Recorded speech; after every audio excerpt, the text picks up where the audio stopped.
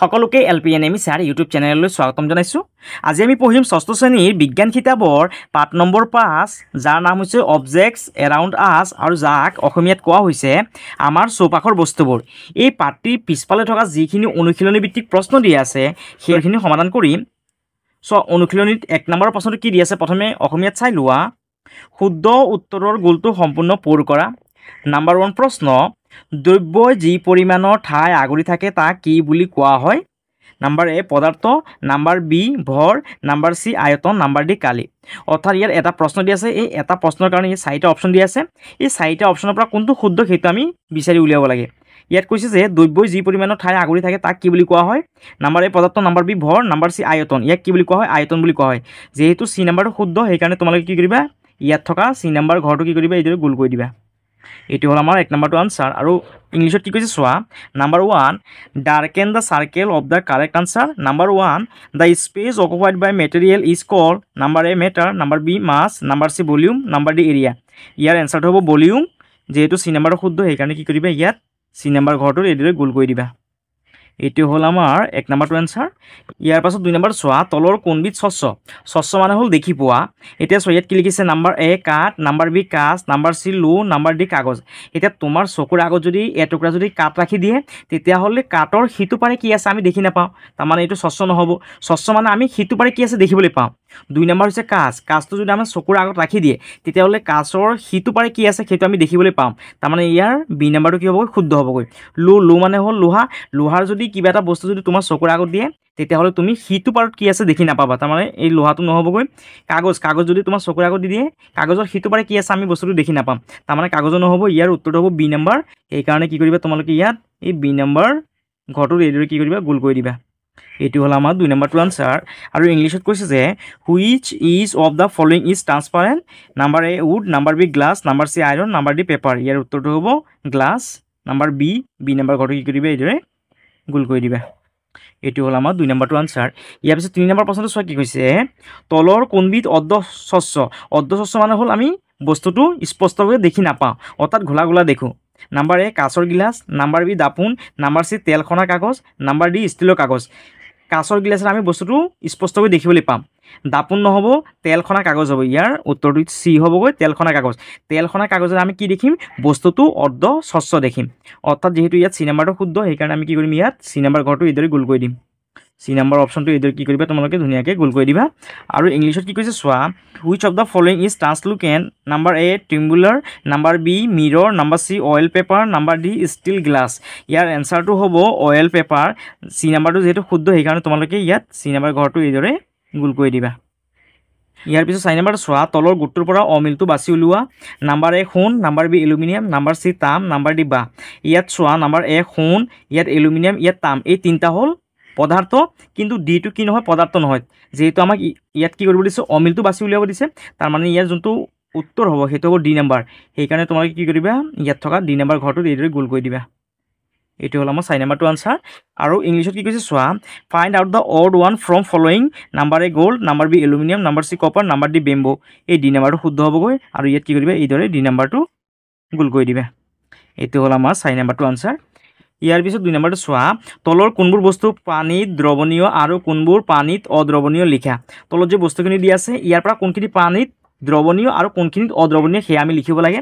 প্ৰথমে চোৱা অসমীয়াত কেনেকৈ লিখিবা। নাম্বাৰ 2ৰ এ নাম্বাৰৰ চলুশ্যন। প্ৰথমে চোৱা এ নাম্বাৰটোত কি দিয়া আছে, চেনি।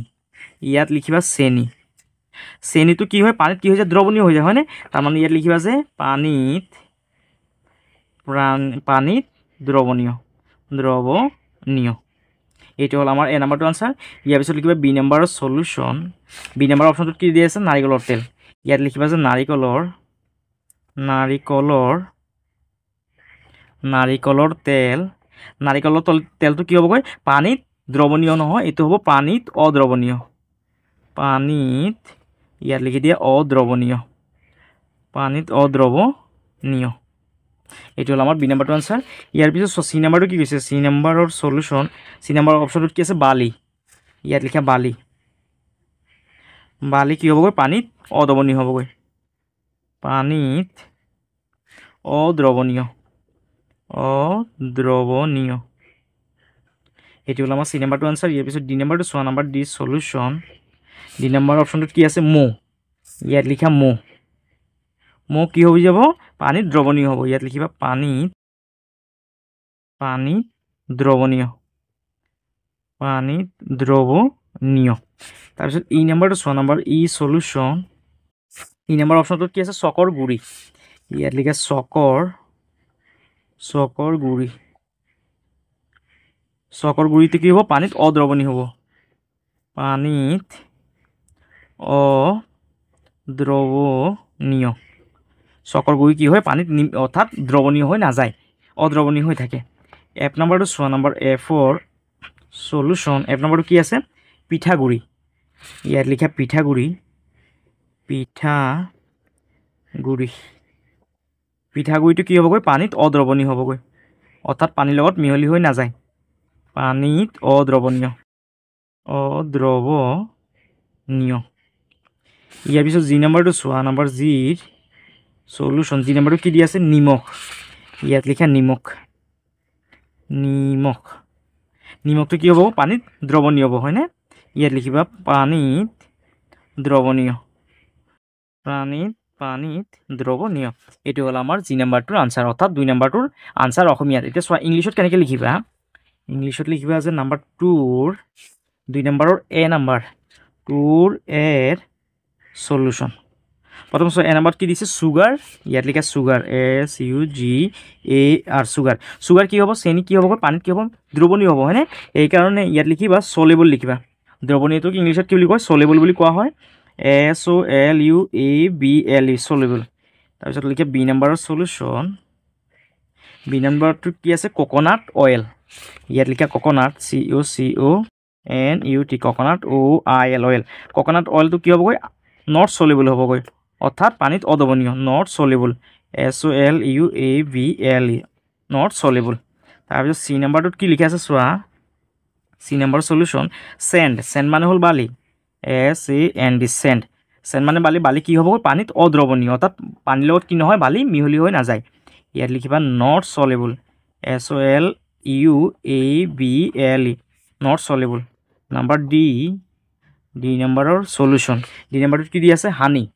হানি মানে হ'ল মৌ, HONEY, হানিটো কি হৈ যাব? পানীৰ লগত কি হৈ যাবগৈ? মিহলি হৈ যাবগৈ, SOLUABLE, সলিবল। ইয়াৰ পিছত লিখা ই নাম্বাৰৰ সলিউশ্যন। ই নাম্বাৰত কি লিখা আছে? চক পাউডাৰ। ইয়াত লিখা চক, CHALK, চক পাউডাৰ, POWDER, পাউডাৰ। চক পাউডাৰটো কি হ'বগৈ? নট সলিবল হ'বগৈ, নট, SOLUABLE, নট সলিবল। তাৰপিছত এফ নাম্বাৰটো কি আছে চোৱা, নাম্বাৰ এফৰ সলিউশ্যন। এফ নাম্বাৰত কি আছে? Rice powder. ইয়াত লিখা ৰাইচ পাউডাৰ। ৰাইচ পাউডাৰটো কি হ'বগৈ? নট সলিবল হ'বগৈ, not soluble, SOLUABLE, not soluble. ইয়াৰ পিছত জি নাম্বাৰটো চোৱা, নাম্বাৰ জি সলিউশ্যন। জি নাম্বাৰটো কি আছে? সল্ট মানে হ'ল নিমখ। নিমখ কি হ'বগৈ? পানীত দ্ৰৱণীয় হ'বগৈ, অৰ্থাৎ লিখিবা সলিবল, SOLUABLE, সলিবল। এইটো হ'ল আমাৰ 2 নাম্বাৰটোৰ আনচাৰ ইংলিছত। ইয়াৰ পাছত 3 নম্বৰ প্ৰশ্নটো চোৱা কি কৈছে, পদাৰ্থ কি উদাহৰণসহ ব্যাখ্যা কৰা। ইয়াৰ উত্তৰটো তোমালোকে এইদৰে লিখিবা, ভৰ আৰু আয়তন থকা দ্ৰব্যক পদাৰ্থ বোলে। উদাহৰণ, কাঠৰ টুকুৰা, শিলগুটি, বায়ু, পানী আদি ভৰ আৰু আয়তন আছে। তোমালোকে অসমীয়াত হ'লে এইদৰে লিখিবা। আৰু ইংলিছত চোৱা কি দিয়া আছে, প্ৰশ্নটো দিয়া আছে যে what is matter, explain with example. ইয়াৰ এনচাৰটো লিখিবা, answer, anything that has mass and volume is called matter. আৰু ইয়াৰ এক্সাম্পলটো এইদৰে লিখিবা, এক্সাম্পলটো চোৱা ইয়াত লিখা আছে, example, a wooden piece, air, water, stone has mass and volume. এইটো হ'ল আমাৰ 3 নম্বৰটো আনচাৰ। ইয়াৰ পিছত চোৱা 4 নম্বৰ প্ৰশ্নটো কি কৈছে, 4 নম্বৰ প্ৰশ্নটো কৈছে যে কি দুটা ধৰ্মৰ সহায়ত আমি ক'ব পাৰোঁ যে শিল এবিধ পদাৰ্থ। ইয়াৰ উত্তৰটো তোমালোকে ইয়াৰ পৰা চাইছা এইদৰে লিখিবা, শিলৰ ভৰ আৰু আয়তন এই দুটা ধৰ্ম থকাৰ বাবে শিলক আমি এবিধ পদাৰ্থ বুলি ক'ব পাৰোঁ। এইটো হ'ল আমাৰ 4 নম্বৰটো এনচাৰ অসমীয়াত। আৰু যদি ইংলিছত যদি লিখিবলৈ কয় তেতিয়াহ'লে এইদৰে তোমালোকে লিখিবা। প্ৰথমে প্ৰশ্নটো চাই লোৱা, from which two properties can we say that stone is a matter. ইয়াৰ এনচাৰটো লিখিবা এইদৰে, mass and volume are the two properties we can say that stone is a matter. এইটো হ'ল আমাৰ 4 নম্বৰটো আনচাৰ ইংলিছত। ইয়াৰ পাছত 5 নম্বৰটো চোৱা কি কৈছে চাৰিবিধ দ্ৰব্যৰ নাম লিখা যাৰ সহায়ত গিলাচ তৈয়াৰ কৰিব পাৰি ইয়াৰ উত্তৰটো লিখিবা গিলাচ তৈয়াৰ কৰিব পৰা চাৰিবিধ দ্ৰব্যৰ নাম হ'ল কাঁচ প্লাষ্টিক পিতল আৰু ৰূপ এইটো হ'ল আমাৰ 5 নম্বৰটোৰ আনসাৰ অসমীয়াত আৰু ইংলিছত চোৱা কি কৈছে 5 নম্বৰ প্ৰশ্নটো write the name of 4 material by which we can make a tumbler tumbler মানে হ'ল গ্লাছ ইয়াৰ এনসাৰটো লিখিবা অৰ্থাৎ গ্লাছ বনাবলৈ আমি কি দ্ৰব্য ব্যৱহাৰ কৰোঁ ইয়াৰ 1 নম্বৰটো লিখিবা গ্লাছ 2 নম্বৰটো হ'ল ব্ৰাছ 3 নম্বৰ হ'ল সিলভাৰ আৰু 4 নম্বৰটো হ'ল প্লাষ্টিক অৰ্থাৎ এইখিনি বস্তুৰে আমি কি কৰিব পাৰি গিলাচ তৈয়াৰ কৰিব পাৰি এইটো হ'ল আমাৰ 5 নম্বৰটো আনসাৰ ইয়াৰ পিছত চোৱা 6 নম্বৰ প্ৰশ্নটো কি কৈছে প্ৰথমে অসমীয়াত চাই লোৱা জ্যোতি কি ইয়াৰ উত্তৰটো লিখিবা কোনো বস্তুৰ চিকমিকোৱা ধৰ্মটোক জ্যোতি বোলা হয় আৰু ইংলিছত কি কৈছে চোৱা হোৱাট ইজ লাষ্টেড ইয়াৰ এনসাৰটো লিখিবা lustre is the shine of a material এইটো হ'ল আমাৰ 6 নম্বৰটো আনসাৰ ইয়াৰ পৰা চাইছে ধুনীয়াকৈ লিখি দিবা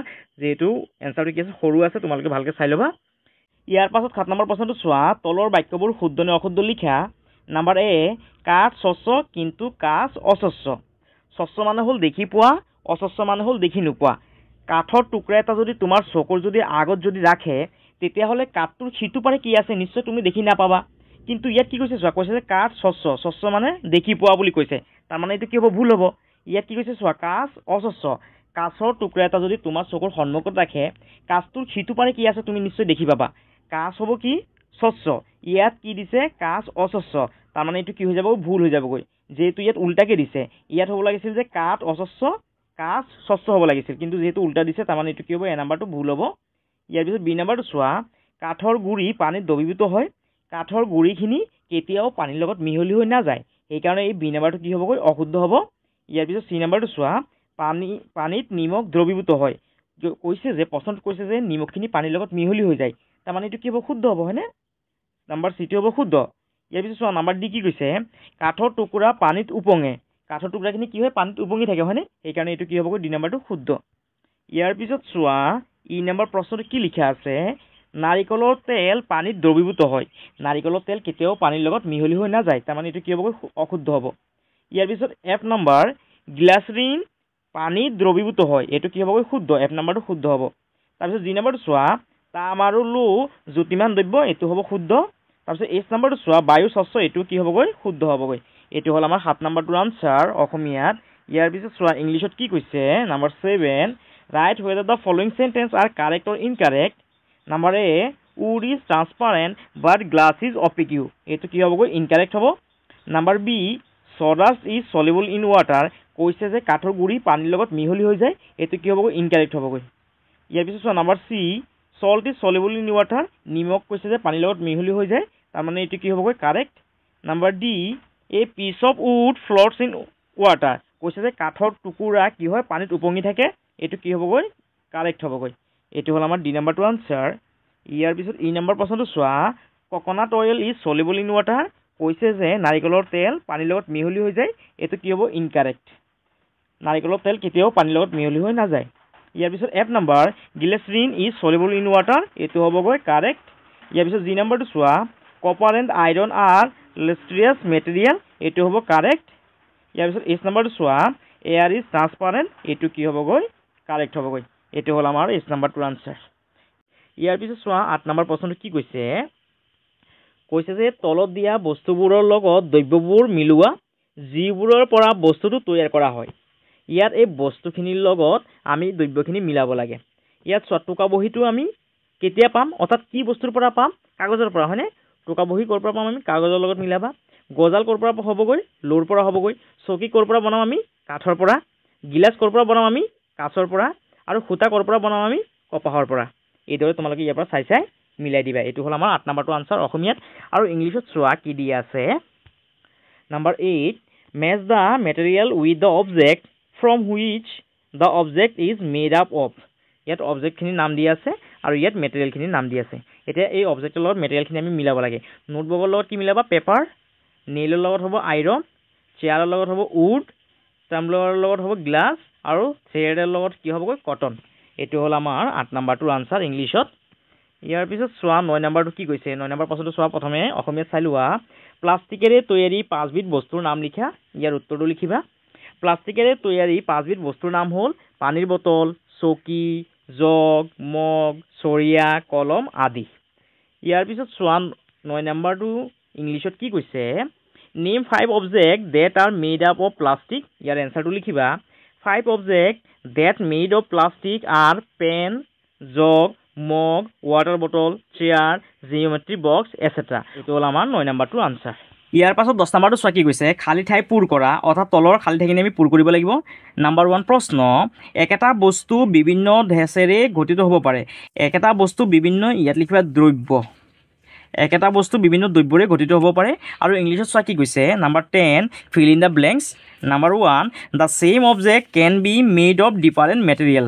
দ্ৰব্যটোক কি বুলি কোৱা হয় মেটেৰিয়েল বুলি কোৱা হয়। ইয়াত মেটেৰিয়েল বুলি লিখিবা METERIAL মেটেৰিয়েল। এইটো হ'ল আমাৰ 1 নম্বৰটো আনচাৰ। ইয়াৰ পিছত 2 নম্বৰটো চোৱা কি কৈছে অসমীয়াত বস্তুবোৰক ভাগ কৰা পদ্ধতিটোক ডেছ বুলি কোৱা হয়। ইয়াত লিখিবা শ্ৰেণী বিভাজন, ইয়াত লিখিবা শ্ৰেণী বিভাজন, শ্ৰেণী বিভাজন বুলি কোৱা হয়। আৰু ইংলিছত শ্ৰেণী বিভাজনটো কি বুলি কোৱা হয় classification. The method of arranging of object into group is called classification. ইয়াত লিখিবা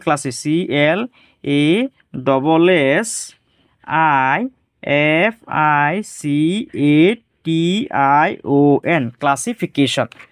ইয়াৰ পিছত চোৱা 3 নম্বৰ প্ৰশ্নটো কি কৈছে বস্তু এটাত থকা পদাৰ্থৰ পৰিমাণেই হ'ল বস্তুটোৰ ভৰ। ইয়াত লিখিবা ভৰ। আৰু ইংলিছত কি কৈছে চোৱা the amount of matter present in an object is the, ইয়াত লিখিবা মাছ, ভৰটোক কি বুলি কোৱা হয় mass, MASS, mass of the object. আৰু 4 নম্বৰটো চোৱা কি কৈছে অসমীয়াত বস্তু এটাই যিমান ঠাই আগৰে সেই বস্তুটোৰ আয়তন। ইয়াত লিখিবা আয়তন। এইটো হ'ল আমাৰ 4 নম্বৰটো আনচাৰ অসমীয়াত। আৰু ইংলিছত চোৱা কি কৈছে the space occupied by an object is লিখিবা ভলিউম, VOLUME ভলিউম। এইটো হ'ল আমাৰ 10ৰ 4 নম্বৰটো আনচাৰ। ইয়াৰ পিছত চোৱা 11 নম্বৰ প্ৰশ্নটো কি কৈছে প্ৰথমে অসমীয়াত চাই লোৱা বস্তু বা দ্ৰব্যৰ ধৰ্মৰ ভিত্তি কৰি মিলোৱা। মনত ৰাখিবা কিছুমান বস্তু বা পদাৰ্থৰ একাধিক ধৰ্ম থাকিব পাৰে। এই পদাৰ্থ বা বস্তুখিনিৰ লগত এই ধৰ্মখিনি আমি মিলাব লাগে। ইয়াত কি কৈছে চোৱা কৈছে তীখাৰে নিৰ্মিত কাঁহীটো কি হ'ব জ্যোতিমান হ'বগৈ। এইটোৰ লগত কি কৰিবা জ্যোতিমানটো মিলাই দিবা। কাঁচৰ বটল কি হ'বগৈ স্বচ্ছ হ'ব, এইটোৰ লগত স্বচ্ছটো মিলাই দিবা। কাঠৰ টুকুৰা কি হ'বগৈ অস্বচ্ছ হ'বগৈ। আৰু নিমখ কি হৈ যাব পানীত দ্ৰৱণীয়। এইদৰে ইয়াৰ পৰা চাইছে তোমালোকে ধুনীয়াকৈ মিলাই দিবা। আৰু চোৱা ইংলিছত কি কৈছে নম্বৰ 11 11 নম্বৰটো কৈছে match the following according to their properties. Some objects or materials may have multiple properties. ইয়াত অবজেক্টখিনিৰ নাম দি আছে, ইয়াত প্ৰপাৰ্টিখিনিৰ নাম দি আছে। এইটো আমি মিলাব লাগে। ষ্টিল প্লেটটোৰ লগত মিলাবা, এইটো লষ্ট্ৰিয়াছটো মিলাবা। তাৰপিছত আছে গ্লাছ বটলটোৰ লগত মিলাবা, এই ট্ৰান্সপাৰেণ্টটো মিলাবা। উডেন ব্লকটোৰ লগত অপেকিউটো মিলাবা। আৰু চল্টৰ লগত কি কৰিবা এইদৰে প্ৰপাৰ্টিজটো মিলাই দিবা। এইটো হৈ গ'ল আমাৰ 11 নম্বৰটোৰ আনচাৰ। ইয়াৰ পৰা চাইছে তোমালোকে ধুনীয়াকৈ মিলাই ল'বা। ইয়াৰ পাছত 12 নম্বৰ প্ৰশ্নটো চোৱা কি কৈছে তোমাক যদি এখন মজবুত পাতল আৰু দীৰ্ঘস্থায়ী বেঞ্চ তৈয়াৰ কৰিবলৈ কোৱা হয় তেন্তে তুমি কোনবিধ দ্ৰব্য নিৰ্বাচন কৰিবা আৰু দ্ৰব্যৰ কোনবোৰ ধৰ্মক অগ্ৰাধিকাৰ দিবা। ইয়াৰ উত্তৰটো লিখিবা এখন মজবুত পাতল আৰু দীৰ্ঘস্থায়ী বেঞ্চ তৈয়াৰ কৰিবলৈ মই ষ্টীল আৰু এলুমিনিয়াম সংমিশ্ৰণ দ্ৰব্য নিৰ্বাচন কৰিম। এইদৰে লিখি দিবা। আৰু ইয়াৰ কাৰণে 2টা ধৰ্ম নিৰ্বাচন কৰিব দিছে। চব ধৰ্ম 2টা কি লিখিবা আৰু কেনেদৰে লিখিবা এইদৰে লিখিবা যে মই তলত উল্লেখ কৰা ধৰ্মসমূহক অগ্ৰাধিকাৰ দিম। নম্বৰ 1 পাতল আৰু দীৰ্ঘস্থায়ী পদাৰ্থ। নম্বৰ 2 ধাতুৰ ফ্ৰেমৰ বাবে উচ্চ টান সম্পূৰ্ণ শক্তি। এইটো হ'ল আমাৰ 12 নম্বৰটো আনচাৰ অসমীয়াত। আৰু ইংলিছত চোৱা প্ৰশ্নটো কি কৈছে if you are asked to design a new type of desk for your school which is strong, lightweight and durable, which material would you select and what properties would you prioritize to ensure the desk meets these needs? ইয়াৰ এনচাৰটো চোৱা মই আগতীয়াকৈ লিখি থৈছিলোঁ। 12 number প্ৰশ্নৰ উত্তৰটো এইদৰে লিখিবা answer I would like to select metal, particularly a combination of steel and aluminum. I would prioritize the following properties: a high tensile strength for the metal frame, a lightweight and durable surface material, and a design that minimize excess weight and maximize stability. এইটো হ'ল আমাৰ 12 নম্বৰটো answer ইংৰাজীত। ইয়াৰ পৰা চাইছে তোমালোকে লিখি দিবা। তাৰপিছত চোৱা 13 নম্বৰ প্ৰশ্নটো কি কৈছে অসমীয়াত চাই লোৱা প্ৰথমে। নম্বৰ 13 কিছুমান দ্ৰব্য গোটাই লোৱা যেনে বালি, নিমখ, নেমু ৰস ইত্যাদি। এতিয়া এটা গিলাচত পানী লৈ এটা এটাকৈ মিহলাই চোৱা কোনবোৰ বস্তু পানীত মিহলি হয় এখন তালিকা বনাই লিপিবদ্ধ কৰা। ইয়াৰ উত্তৰটো লিখিবা। পানীত মিহলি হোৱা বস্তুবোৰৰ তালিকা তলত লিপিবদ্ধ কৰা হ'ল। বালি, বালিটো কি হয়? পানীত মিহলি হৈ নাযায়, সেইকাৰণে ইয়াত লিখিবা মিহলি নহয়। নিমখ কি হ'বগৈ? পানীত মিহলি হ'ব, সেইকাৰণে ইয়াত লিখিবা মিহলি হয়। নেমু ৰস কি হ'বগৈ? পানীত মিহলি হ'ব, সেইকাৰণে চাইডত লিখি দিবা মিহলি হয় বুলি। এইটো হ'ল আমাৰ 13 নম্বৰটোৰ আনচাৰ অসমীয়াত। আৰু চোৱা ইংলিছত কি কৈছে। Number 13, collect the different substance like sand, salt, lemon juice, shampoo, mix one by one in a glass of water and observe which material is soluble and which is not. Record your observation in a tabular form. ইয়াৰ এনসাৰটো লিখিবা। sand, sandটো কি হ'বগৈ আমাৰ? পানীৰ লগত কি হ'ব? মিহলি হৈ যেহেতু নাযাব, সেইকাৰণে লিখিবা not soluble. salt, salt মানে নিমখ, নিমখ কি হৈ যাব? পানীৰ লগত মিহলি হ'ব, সেইকাৰণে লিখিবা soluble. lemon juice মানে হ'ল নেমু ৰস, নেমু ৰস কি হ'বগৈ? পানীৰ লগত মিহলি হৈ যাব, সেইকাৰণে লিখিবা soluble. শ্বেম্পু, শ্বেম্পুটো লিখিবা partially soluble. শ্বেম্পুটো কি হয়? পানীৰ লগত ভালদৰে কি হয়? মিহলি হৈ নাযায়, অলপহে মিহলি হ'ব আৰু ভালকে কি নহ'বগৈ, মানে মিহলি হৈ নাযায়। শ্বেম্পুটো কি হয়? পানীৰ লগত ভালকে মিহলি হৈ নাযায়, সেইকাৰণে তোমালোকে ইয়াত লিখিবা যে partially soluble. এইটো হ'ল আমাৰ 13 নম্বৰটোৰ আনচাৰ। ইয়াৰ পাছত 14 নম্বৰটো চোৱা। কৈছে যে ওপৰত ছবি দুটা তলৰ তুলাচনীখনত সঠিক স্থানত অংকন কৰা। ইয়াত দুইখন ছবি দি আছে, এই দুইখন ছবি আমি কি কৰিব লাগিব? ইয়াত যে তুলাচনীখন দি আছে, এই তুলাচনীখনত আঁকিব লাগিব। চোৱা এই চাইডটোত কি হৈছে? তলত নামি আছে আৰু এই চাইডটো ওপৰত উঠি আছে। ইয়াত চোৱা এইটো হ'ল 2 কেজি অৰ্থাৎ 2 কিলোগ্ৰামৰ দগা আৰু ইয়াত আছে 1 কিলোগ্ৰামৰ কপা। যোনটো চাইড কি হ'ব? গধুৰ হ'ব, সেইটো কি হ'বগৈ? তলফালে থাকিবগৈ। আৰু যোনটো চাইড কি হ'বগৈ? অলপ পাতল থাকিব, সেইটো কি হ'বগৈ? ওপৰৰ ফালে থাকিবগৈ। সেইকাৰণে কি হ'ব? ইয়াত চোৱা যিহেতু 2 কেজি কি আছে? দগা আছে আৰু ইয়াত আছে 1 কেজি অৰ্থাৎ 1 কিলোগ্ৰামৰ কপা আছে। সেইকাৰণে এই 2 কিলোগ্ৰামৰ দগাটো কি কৰিবা? ইয়াত আঁকিবা, অৰ্থাৎ এই দগাটো ইয়াত অংকন কৰিবা আৰু এই কপাখিনি কি কৰিবা? ইয়াত অংকন কৰি দিবা। এইটো হৈ গ'ল আমাৰ 14 নম্বৰটোৰ আনচাৰ। আৰু ইংলিছত কি কৈছে চোৱা। Draw the above picture at the right place of balance given below'. অৰ্থাৎ কি কৰিবা? এইটো চাইড যিহেতু তলফালে আছে, তলফালে কেতিয়া থাকিব? যেতিয়া কি হ'ব? গধুৰ হ'ব, হয়নে?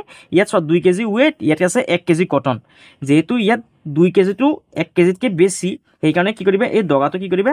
ইয়াত অংকন কৰি দিবা আৰু ইয়াত থকা কটনখিনি কি কৰিবা? ইয়াত অংকন কৰি দিবা এই তুলাচনীখনত। এইটো হৈ যাব আমাৰ 14 নম্বৰটো আনচাৰ। আৰু যদি তোমালোকৰ যদি ভিডিঅ'টো যদি ভাল লাগিছে, তেতিয়াহ'লে তোমালোকে চেনেলটো ছাবস্ক্ৰাইব কৰি দিবা, ভিডিঅ'টো শ্বেয়াৰ কৰিবা আৰু কমেণ্ট কৰিবলৈ নাপাহৰিবা।